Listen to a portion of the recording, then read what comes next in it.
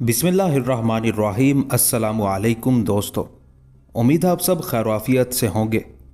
फसीले खून पार्ट 2। उस शख्स के चेहरे पर खौफ व दहशत के साए फैले हुए थे जो बानो को कत्ल करने आया था। एक बार फिर वो बानो के सामने गिड़गिड़ाने लगा। बानो से वो अपनी जिंदगी की भीख मांग रहा था और कस्में खाकर वादे कर रहा था कि अब कभी बानो के लिए कोई बुरा ख्याल अपने दिल में नहीं लाएगा। ये वही शर्जा खान था जिसने अपनी खजालत मिटाने के लिए बानो को कत्ल करने का फैसला किया था। उस वक्त वो रेशमी डोरी से बंधा हुआ बानो के सामने कतई बेबस पड़ा था। बानो का इरादा शर्जा खान को कत्ल करने का नहीं था। शर्जा खान को वो सिर्फ खौफजदा करना चाहती थी ताकि आइंदा वो कोई ऐसा इरादा ना कर सके। बानो उसे कोई जिस्मानी अजियत भी देना नहीं चाहती थी। उसका जो मकसद था पूरा हो चुका था।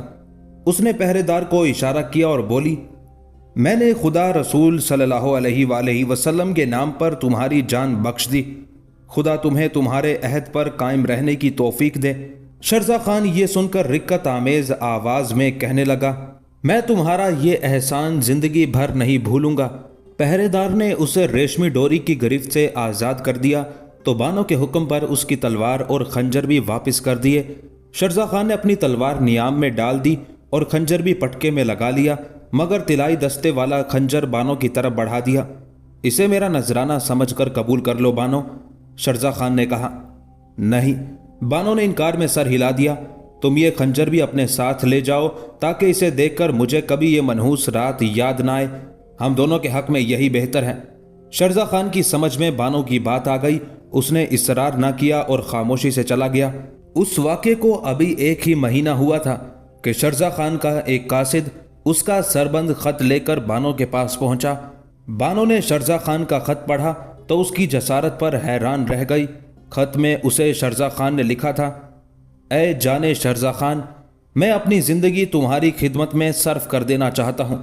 तुम्हें शायद यकीन ना आए कि मेरे दिल में बचपन ही से तुम्हारी मोहब्बत का चराग रोशन है, मगर अफसोस कि मुझे उसके इजहार का मौका नहीं मिल सका। एक बार मैंने शायद इजहार करना भी चाहा तो तुमने उसे मेरी हवस समझा। औरत और मर्द अलग अलग नहीं रह सकते, दोनों एक दूसरे की ज़रूरत हैं। तुम जवान हो और हसीन भी, तुम भी बहरहाल एक औरत हो, तुम्हें भी यकीनन इस ज़रूरत का एहसास होगा। मैं तुम्हारे वालिद मोहतरम को पैगाम भेजने से पहले तुम्हारी मर्जी जानना चाहता हूँ।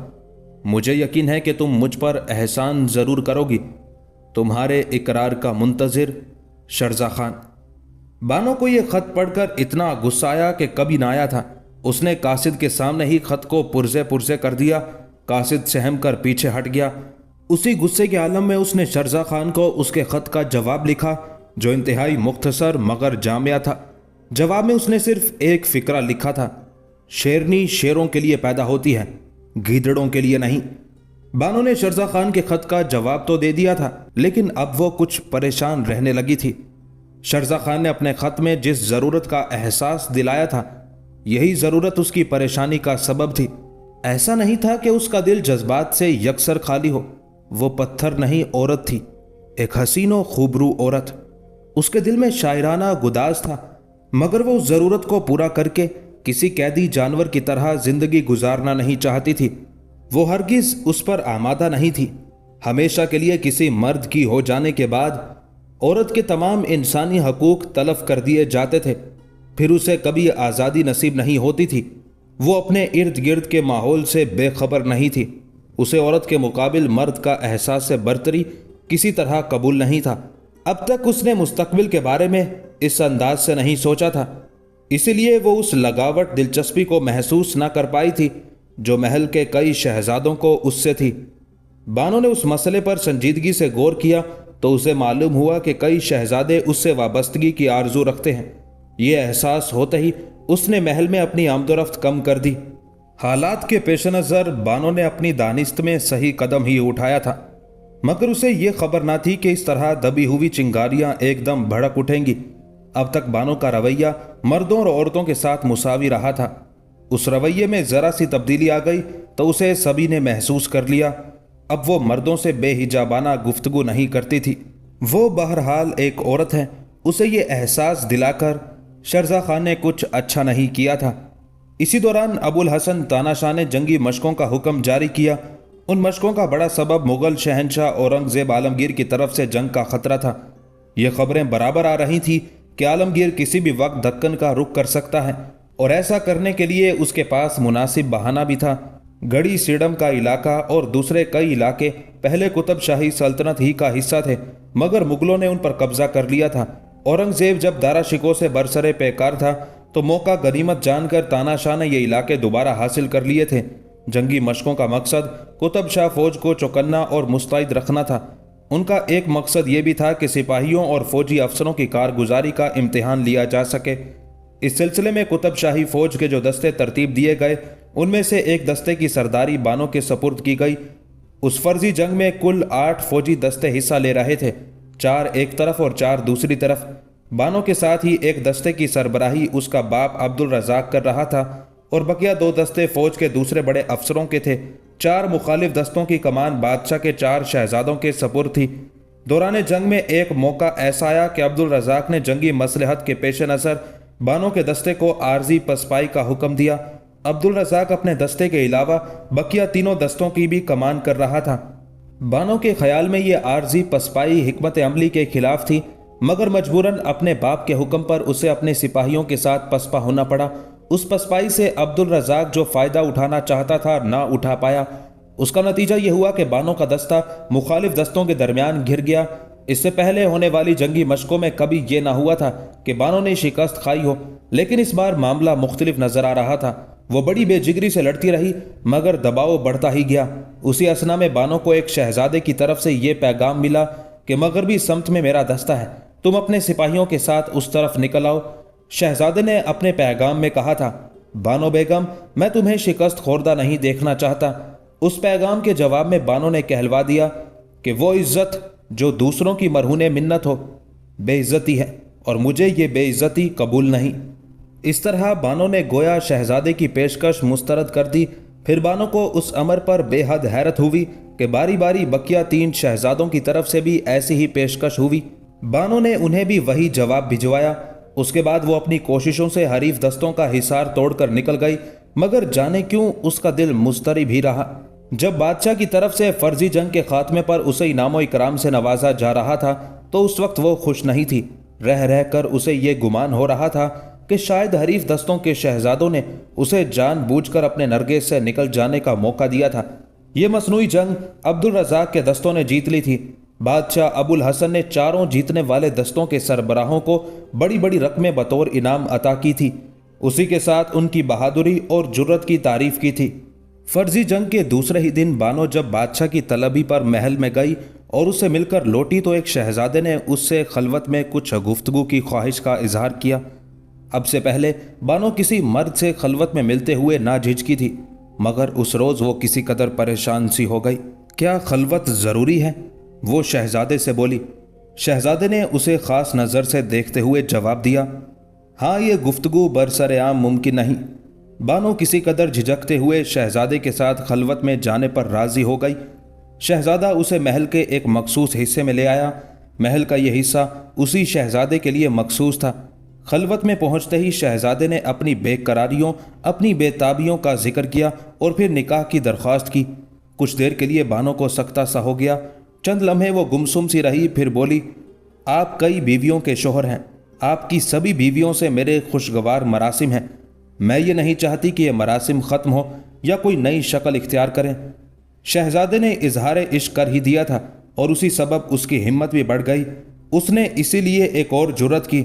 उसने अचानक बानो का हाथ पकड़ लिया और बोला, हरचंद कि हम कई बीवियों के शोहर हैं, मगर उनमें तुम्हारी मिसल कोई नहीं। हम तुम्हें उन सब से आला मर्तबा देंगे। बानो अब खुद पर खासा काबू पा चुकी थी।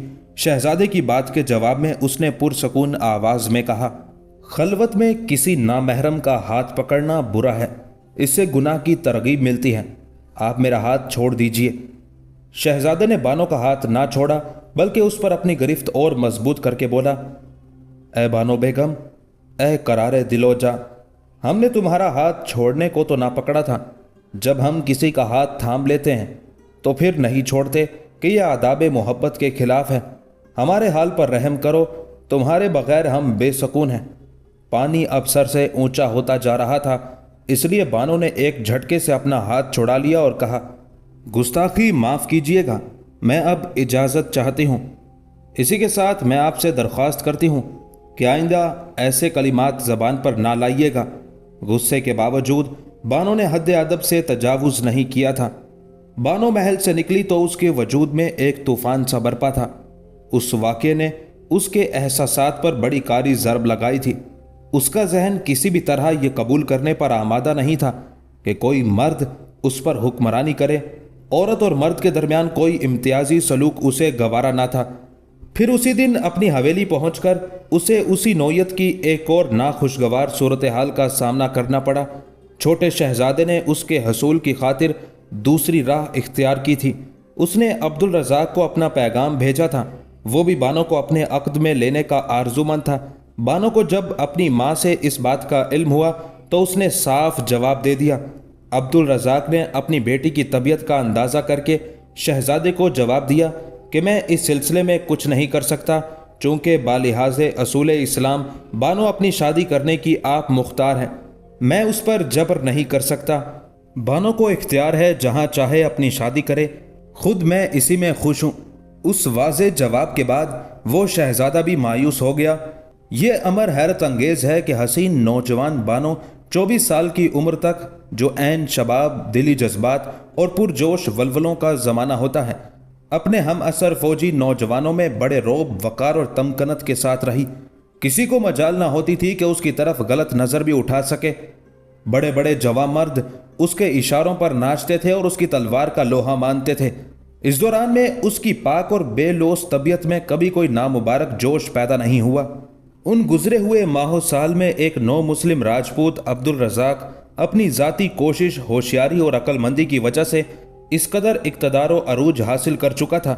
اسے قطب شاہی حکمران ابو الحسن تانا شاہ کے دربار میں ایک بڑا منصب مل گیا تھا۔ قطب شاہی افواج کا سپہ سالار سید مظفر اب بوڑھا ہو چکا تھا، مگر اپنے عہدے پر قائم تھا۔ اس کی وجہ یہ تھی کہ تانا شاہ کو وہی برسر اقتدار لایا تھا۔ تانا شاہ اسے تو اس کے عہدے سے ہٹانا نہیں چاہتا تھا، مگر عملاً سب کچھ اس نے راؤ عبدالرزاق کے ہاتھ میں دے دیا تھا۔ انہی برسوں میں شرزا خان کو بھی خاصا عروج حاصل ہو چکا تھا۔ اس کے باپ کی موت کے بعد اسے گھڑی سیڈم کا قلعے دار بنا دیا گیا تھا۔ اس نے اپنی شیطانی ذہانت کو بروئے کار لا کر کئی مہمیں سر کی تھی اور بادشاہ کی نظر میں چڑھ گیا تھا۔ مغلوں کے زیر نگیں بہت سا علاقہ اس نے قطب شاہی حدود مملکت میں شامل کرا دیا تھا۔ تانا شاہ اس پر بہت خوش تھا، مگر یہ بھول گیا تھا کہ مغلیہ تاجدار اورنگزیب عالمگیر اس سے چراغ پا ہو جائے گا۔ بانو اس خطرے کو محسوس کر چکی تھی۔ وہ دبی دبی زبان میں تانا شاہ سے کہہ بھی چکی تھی کہ شرزا خان اس طرح مغلوں کو دکن کا رخ کرنے کی دعوت دے رہا ہے، جو کسی بھی طرح مناسب نہیں۔ اس کے خیال میں قطب شاہی حکومت مغلوں کا مقابلہ کرنے کے قابل نہیں تھی۔ کوئی اور شخص اگر تانا شاہ سے اس طرح کے خیالات کا اظہار کرتا تو شاید تانا شاہ اسے اس کے منصب سے معزول کر دیتا، مگر وہ اس کی منہ بولی بیٹی بانو تھی، اس لیے تانا شاہ نے صرف اتنا ہی کہا، تم فکر نہ کرو بیٹی، اگر مغلوں نے ادھر کا رخ کیا تو انہیں منہ کی کھانا پڑے گی۔ مت بھولو کہ اللہ نے بہت سی قلیل جماعتوں کو اکثریت پر فتح دی ہے۔ تمہارا یہ اندیشہ غلط ہے کہ مغل فوجیں دکن کا رخ کر سکتی ہیں۔ اس وقت بانو خاموش ہو گئی، مگر چند ہی روز بعد مخبروں نے جو خبریں دی ان سے بانو کے خدشے کی تصدیق ہو گئی۔ شرزا خان نے مغلوں کے زیر تصرف جن علاقوں پر قبضہ کیا تھا، ان پر قبضہ کرنے کے لیے اس نے مرہٹا فتنہ پرداز سردار سمبھا سے بھی مدد لی تھی۔ شرزا خان ہی کے ایما پر تانا شاہ نے سمبھا کو 1,00,000 ہون کی امداد دی تھی۔ جو نئے علاقے قطب شاہی حکومت میں شامل کیے گئے تھے، وہاں مرہٹوں نے مسلمانوں پر بڑے ظلم کیے تھے۔ ان علاقوں میں اعلانیہ فسق و فجور ہونے لگا تھا اور شراب نوشی بھی عام ہو گئی تھی۔ یہ ساری خبریں اورنگزیب کو ملی تو اس نے حیدرآباد کی فتح اور ابو الحسن تانا شاہ کی سرکوبی کا فیصلہ کر لیا۔ پہلے اس نے خان جہاں بہادر کو کلتاش، راجہ رام سنگھ اور دوسرے امراء کے ہمراہ ابو الحسن کے امراء کی سرکوبی اور ان کے قبضے سے مغلوں کے علاقے نکالنے پر مقرر کیا۔ بعد میں اس مہم پر شہزادہ محمد معظم شاہ عالم کو بھاری لشکر کے ساتھ مامور کیا۔ یہ دونوں لشکر آگے پیچھے دکن کی تسخیر پر روانہ ہو گئے۔ انہی دنوں اورنگزیب نے مرزا محمد کو ایک پیغام دے کر ابو الحسن تانا شاہ کے پاس بھیجا۔ ابو الحسن کو بھیجا جانے والا پیغام یہ تھا: تمہارے پاس نہایت شفاف اور خوش قطع 2 الماس ہیں۔ یہ الماس دوسرے تحائف اور واجب الادا بقیہ نذرانوں کے ساتھ روانہ کر دو۔ برسر عام تو اورنگزیب نے یہ پیغام دیا، مگر خلوت میں مرزا محمد کو بلا کر کہا: ہم تجھے پتھر کے ان بیکار ٹکڑوں کے لیے دکن نہیں بھیج رہے ہیں کہ ایسے سینکڑوں پتھر ہمارے خزانے میں موجود ہیں، ہمیں ان کی ضرورت نہیں ہے۔ ہم تو یہ چاہتے ہیں کہ تو اس بہانے وہاں جا کر تانا شاہ کی بدعمالیوں کی تحقیق کرے جن کی اطلاعات ہمیں ملتی رہی ہیں۔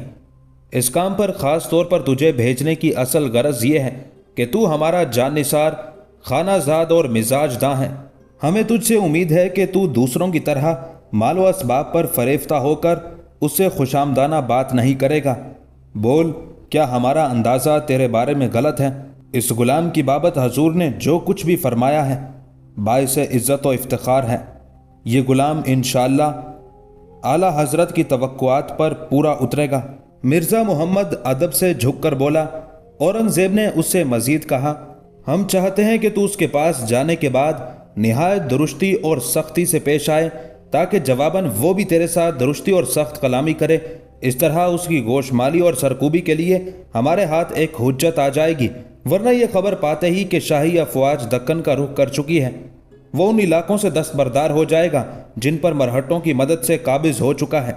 پھر اس پر فوج کشی کے لیے ہمارے پاس کوئی جواز نہ ہوگا، جبکہ ہم اب یہ فیصلہ کر چکے ہیں کہ اس حکومت کو ختم کر کے اس کے تمام علاقے کو فتح کر لیں گے۔